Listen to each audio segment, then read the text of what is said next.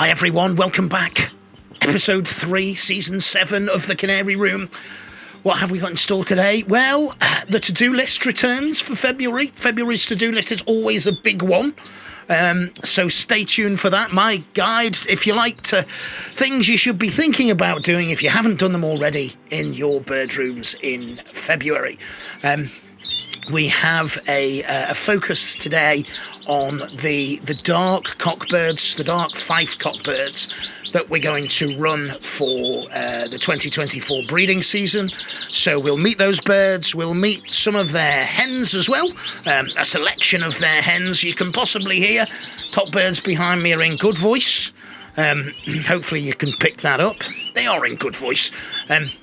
We'll have a look at a couple of the Norwich cockbirds as well. I think we've got 3 in the photography cage, photo cage I've been using today. And we'll have a look at a couple of the Redpolls.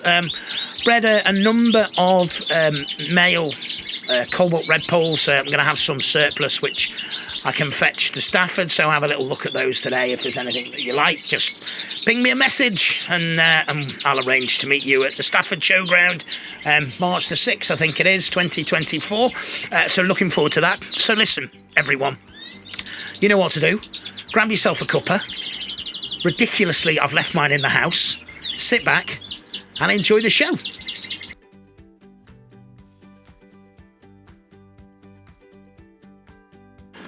Thanks to everybody who got in touch with me after the cinnamon special that I put out on YouTube.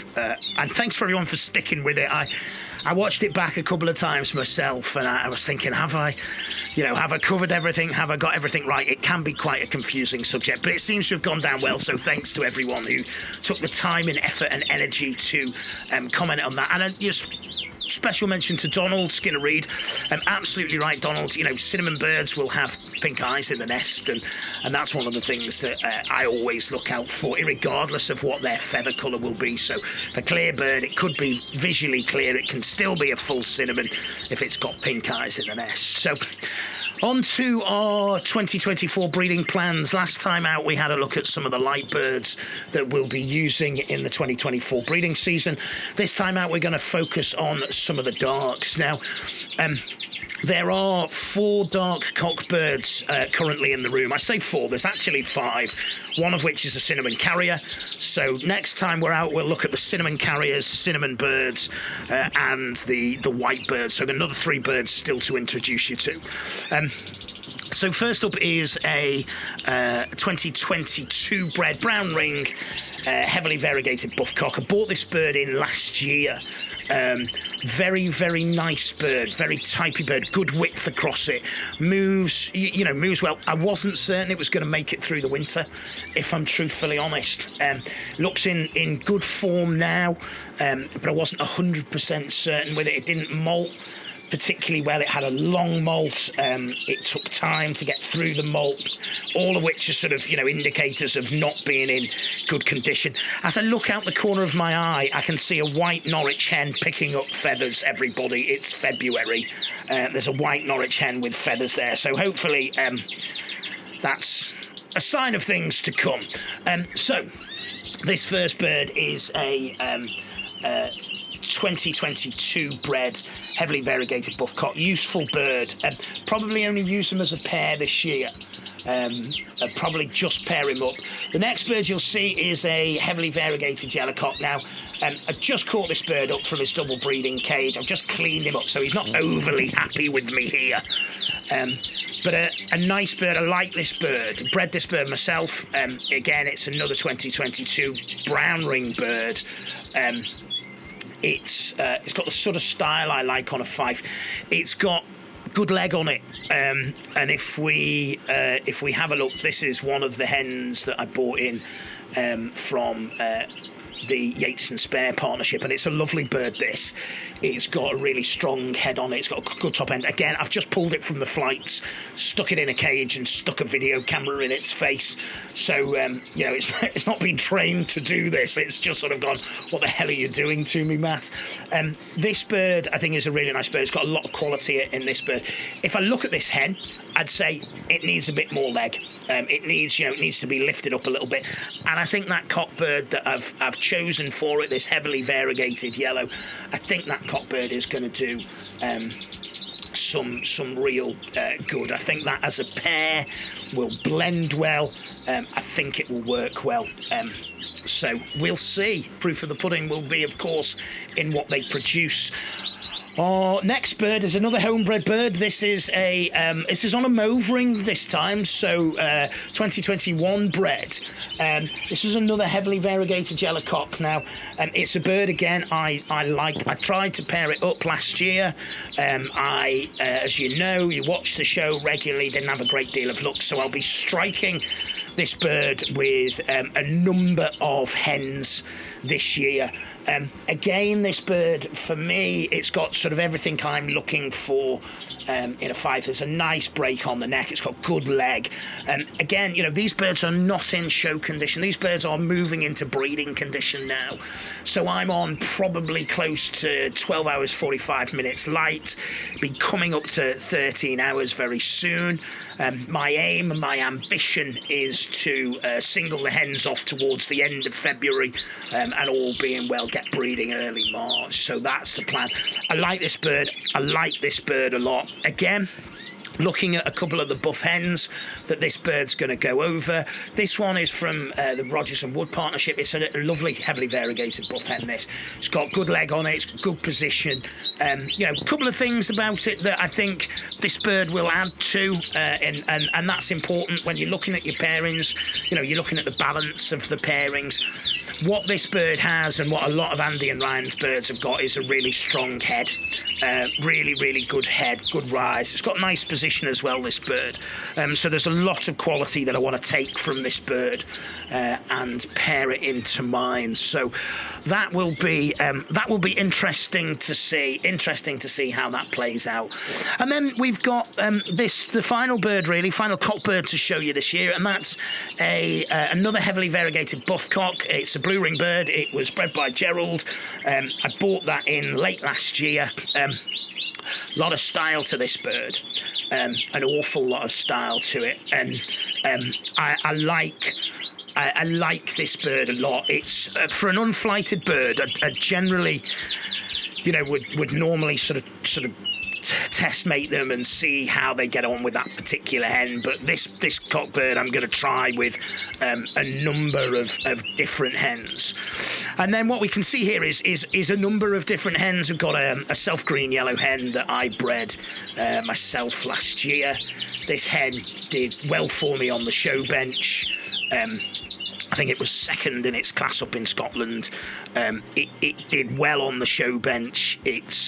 It is a nice bird. It's my style of Fife. I like it a lot. I've got another yellow hen here that you can see, another self yellow, which is on a brown ring. I think it's a very different sort of style of bird, but I think it's got some quality to it, and I look to pull that quality out.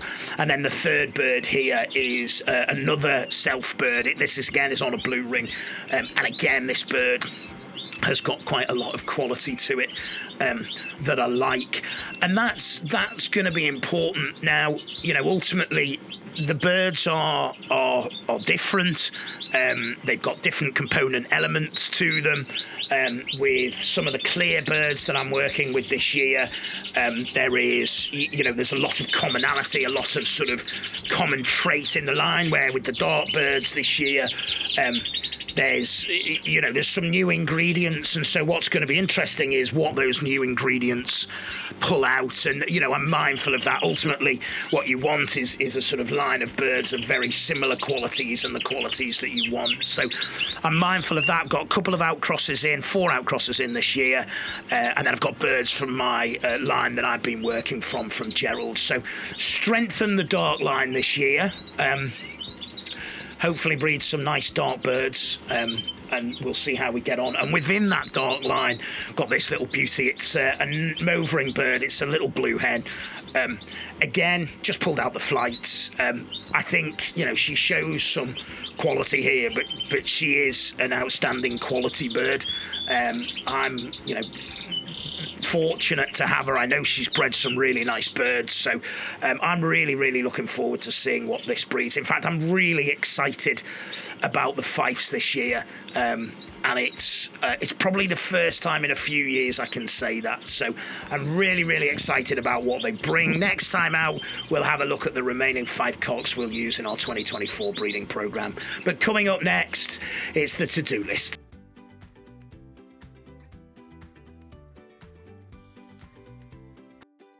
For me, February is one of the busiest months in the birdroom. Certainly here in the UK it is. It's the deep clean month. Now, I do keep on top of my cages on an ongoing basis, but before I put the birds in their breeding quarters for the season, I will give those cages a deep clean and prepare. Now, as I stand in front of you today, it's a job I've still got to do, but on our to-do list you can see last year it involved taking all of the cages out. It involved jet washing them, washing them through, wiping all the walls down, putting them back into situ, and then cleaning all of the cage furniture and putting all of the new bedding in, and then putting the birds eventually in position. So first thing in February is get these cages clean. You know, you are basically setting yourself up to succeed for the season with a clean, hygienic bird room. It takes time. Look, let's be honest, it's not a nice job, but it's a job at the end of it that comes with a great deal of satisfaction, and ensuring that our birds have a really good environment to breed in is critical to the success of breeding for the year ahead. And so we won't cut corners. We'll do a very thorough job. That's the first job in February to do. The next one, it's all about your sundries. It's all about what you need for the breeding season.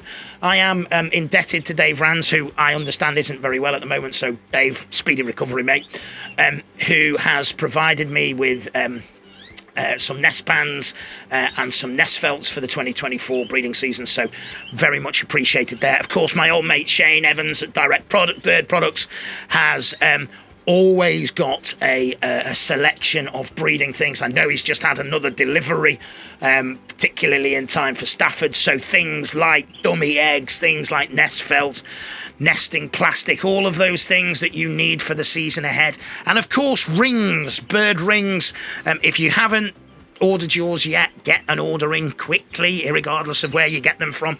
The COM colour for 2024 is red. So our birds, our young this year, will have red rings. Mine are already ordered.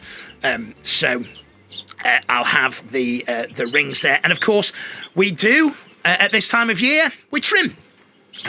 Now, I will be trimming lots of the birds this year. I'm going to trim some of the Fifes as well, particularly some of the heavier feathered birds on the Fifes, just to make sure, it's not something I've done before, just to make sure that we have a successful season with them.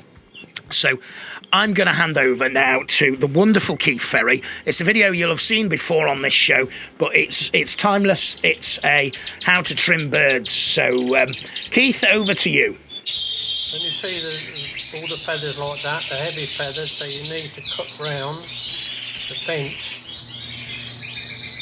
without accidentally cutting their leg off. So you keep both legs under your thumb and finger, your forefinger, cut round the bench, leaving the feeler feathers around the bench. You can, if you think the feeler feathers are extra long, you can trim them down as well. I also cut a little bit off the tail. Then I check to see if the claws want cutting. If they want cutting, cut them just in front of the vein, like that. And also, if you're expecting your hens to rear, they've got a lot of feather around the eyes, cut the feathers around the eyes, like that, so they can see. Okay, and that's how the bird should look. You do that the same with the cocks. Okay, and I also trim a little bit off the end of the tail on the cocks, because some of the ends pulled cocktail. Okay, hope you do it well. As always, the skill and dexterity of the man with that big pair of pinking shears or whatever you call them. But trimming birds is really important. You know, it does knock them back off condition, but you do need to trim your birds to make sure that you have as successful breeding season as possible. It's not just, of course, the trimming of the feathers. We need to do nails as well at this time of year. I always look for the vein on the birds' fingers, toes, on their nails. You can use scissors. You can use little toe clips, whichever work for you. Steady hand. Do it confidently. Snip those nails, and that means that you're not going to get broken eggs. It means you're not going to get birds sort of stuck in positions they shouldn't be. And that's all part of it. And then, of course, there's the feeding regime. If I pop out of shot for a second, I am giving the birds egg food twice a week now, so I'm building up the protein to get them ready for the breeding season, and I'm increasingly giving them some greens as well. So the breeding season preparation, the egg food preparation, is what they'll have in the breeding season. So now it's about getting them used to it. So I'm talking now really about the canaries, okay? The native British finches we do a similar kind of exercise with in terms of conditioning, but we are using a slightly different base preparatory mix for the British finches this year. It's still fundamentally EZM, but it's the wild, or the native one rather than the canary one that we're using. So there's always lots of things to do in February on your to-do list. Don't leave it too late, okay? Get those jobs ticked off. As I say, cleanliness absolutely essential in the run-up to the canary breeding season. So spend the time, get your cages done, dusted. I've got half term next week with the kids, so I might try and encourage some of them to help me.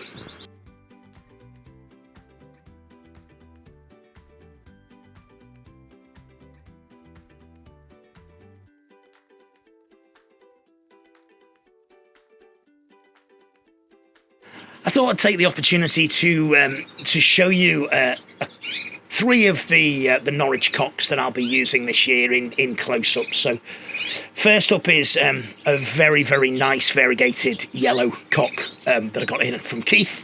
It is a 2023 bird bred by Keith. I think, you know, it's a unit, this bird. It's got an awful lot to like about it.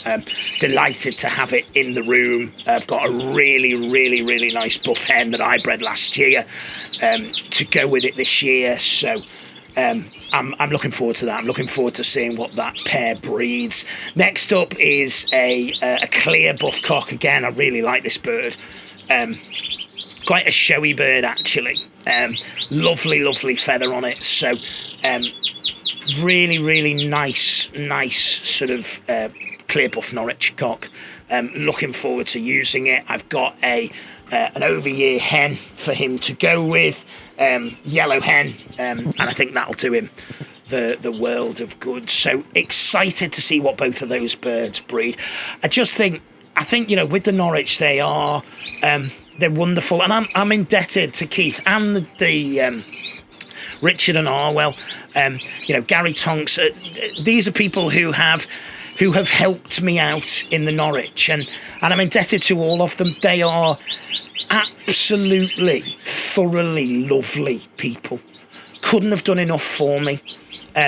Haven't been concerned about anything else. Sometimes you get in some branches of the hobby and, you know, people won't let you have the birds that you need to move you on. I haven't found that with the Norwich. I've found nothing but kindness.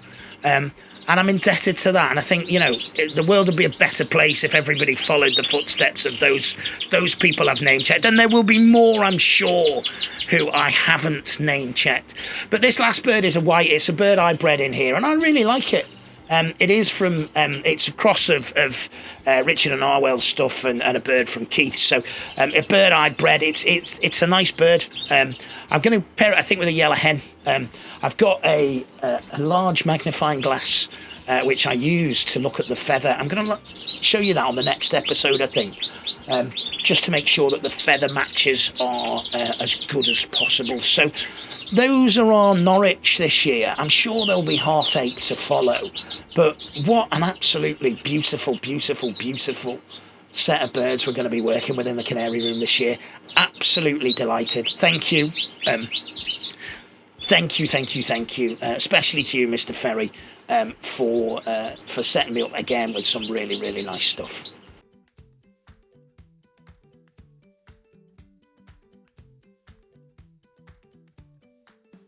Now, those pesky Redpolls. I have mentioned on the show before, I had a really good season breeding-wise with the Redpolls in 2023. I am and have been mulling around sort of pairings and what I'm going to do for the 2024 season. What I know is that I have some surplus. Now, I talked about having surplus before Stafford. Last year in October, I didn't get my DNAs back in time. I had a number of people contact me, and those who had contacted me at the time and asked for pairs, and I've remained in contact, I have got pairs for you. I envisage I've still got some surplus Redpolls to go. Interestingly, I bred 6 cobalts, 5 of them were cockbirds. There's a couple here, they're brothers in this cage. You can see them, I think you can see the sort of the quality on them. Very, very nice birds. So if you are after an outcross cobalt cockbird, lesser Redpoll, then I have 4, I think, to go. So if you need them, you know where I am. If you want to drop me a message on Facebook or drop me a message on here, and I can arrange that with you. Redpolls, all in all, looking in good shape.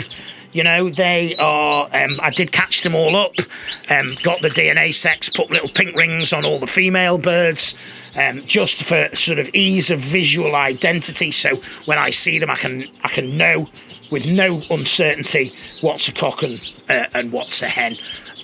I'll be selecting my pairs in the next 2 or 3 weeks.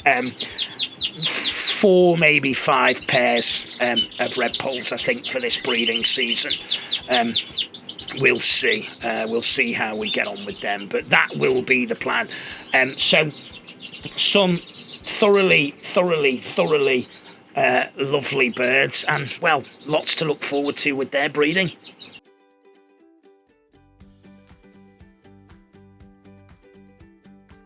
And just like that, we've come to the end of another episode. Listen, if you haven't subscribed to the channel, why not? Why on earth not? Why wouldn't you want this bi-weekly madness in your life? Hey? If you haven't, look, hit the subscribe button, hit the notification bell. You get a notification every time we put a new video out. We are coming out fortnightly this year. Every 2 weeks there's an episode from the Canary Room, so every other Sunday. What I will do is I'll drop in a couple of special on-the-road episodes as well in between time, so there will be weeks where there's an episode every week. Listen, thank you, everybody who gets in touch. It means loads to me. It really, really does. Your thanks, your gratitude, your comments, your thumbs up, all of those things mean the absolute world to me. So for everyone who does it, everyone who shares the content, thanks very much indeed. If you've got a question for next time out, when we'll run question time again, hit it in the comments below, pop it on Facebook for us, and we'll try and pick that up in the next episode. Until next time, everyone, take care.